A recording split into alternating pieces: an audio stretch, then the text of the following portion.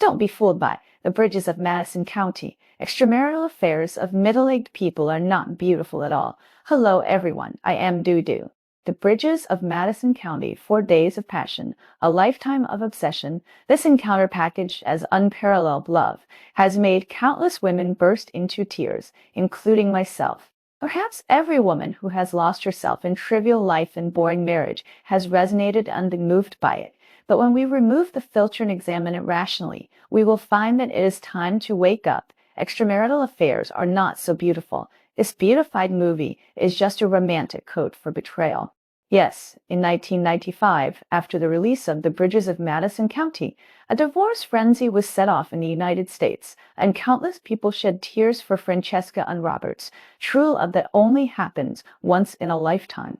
A few days ago, my middle-aged girlfriends sat together and talked about this love classic that was praised as a god.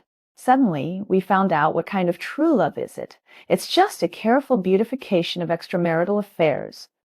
The setting of the story is very unrealistic. A married woman develops an extramarital affair with a strange man while her husband is out with the children, and they promise each other lifelong love within just 4 days.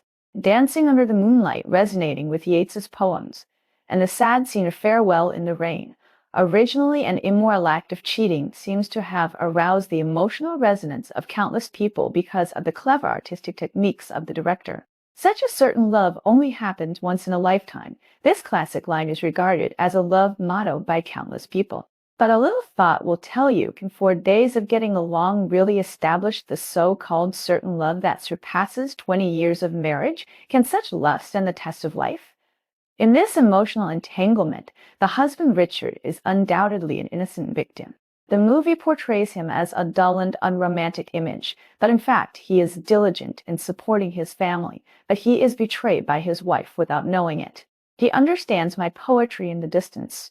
Francesca's logic of falling in love with Robert reflects the common cognitive traps in marriage. When the filter of love after marriage gradually fades, the shortcomings of the partner are increasingly exposed, and the trivial life erases the romantic vision of the past.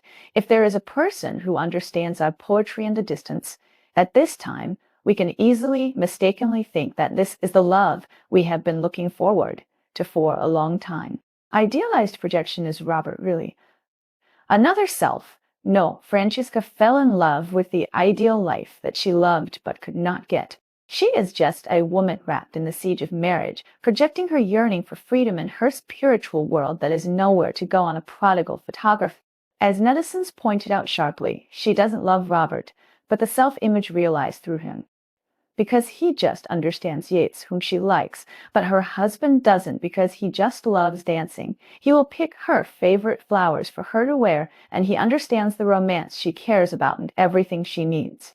The dangerous illusion of marriage burnout, encountering true love after marriage, is a false proposition.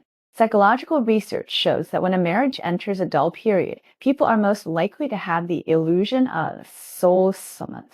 Francesca's dilemma in the movie, with a taciturn husband, rebellious children, and boring life, is a typical manifestation of marital burnout. The stranger who understands you at this to be a wishful sweet illusion brought to you by the novelty, or may just accurately hit your emotional soft spot. This is exactly how countless middle-aged extramarital affairs begin. It is not true love that appears, but the desire for novelty in a dull marriage. All marriages may have similar endings. If Francesca really leaves with Robert, what will happen? The reality is likely to be, as a reader's sober cognition, such true love, if it really goes into the real life of firewood, rice, oil, and salt, slowly, it will become like the previous marriage. It will lose its freshness. There will be conflicts, and it will be disgusted. Just as a friend soberness in the world, if I get divorced, I will never get married again.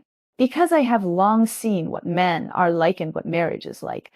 Even if I leave this unsatisfactory man now, what about the next one? There is a high probability that it is the same as him, or even worse. Even if my first love comes to me now, I will not get married again. It is better to keep those good memories. In marriage, responsibility is higher than passion, and self-growth is higher than external salvation. Francesca's final choice proves that the responsibility to the family will eventually overcome the impulse of hormones. She did not open the card or run to Robert, but chose to stay in the family that was like a cage to her. Although this decision was painful, it was the responsibility that adults should have. The essence of marriage is not a momentary passion, but a commitment that is adhered to in the ordinary. The apology of the husband before his death in the film is very moving. I know you have your own dreams, and I regret that I can't give them to you. I love you very much. Decades of mutual support, even if not romantic enough, are real and touchable emotional connections. And Robert is just a passerby in Francesca's life after all. Isn't it the same for Aunt Sue, who ran away from home in Henan? After 30 years of loveless marriage, she finally waited until her children grew up before bravely leaving, not by cheating, but by finding herself. At the age of over 50, she regained her freedom and found the self she had lost. Francisa's tragedy in the film actually stems to a large extent from herself. She completely sacrificed herself for her family, so she was depressed and distressed, and she yearned for freedom. If every woman can have the opportunity to be conscious in marriage, love herself well, and always keep her own spiritual garden, she may not seek sustenance outside when the marriage is dull. In the end, when you feel suffocated in your marriage, please be wary of the temptation of the bridges of Madison County. In reality, extramarital affairs often end in a lose-lose situation, with the partner heartbroken, the children traumatized, and the parties deeply trapped in guilt. It is not a passion catalyzed by hormones for a few days, but a hand that is still tightly held in the daily life of firewood, rice, oil, and salt for decades, and a companionship that cannot be left even if the heart is no longer moved.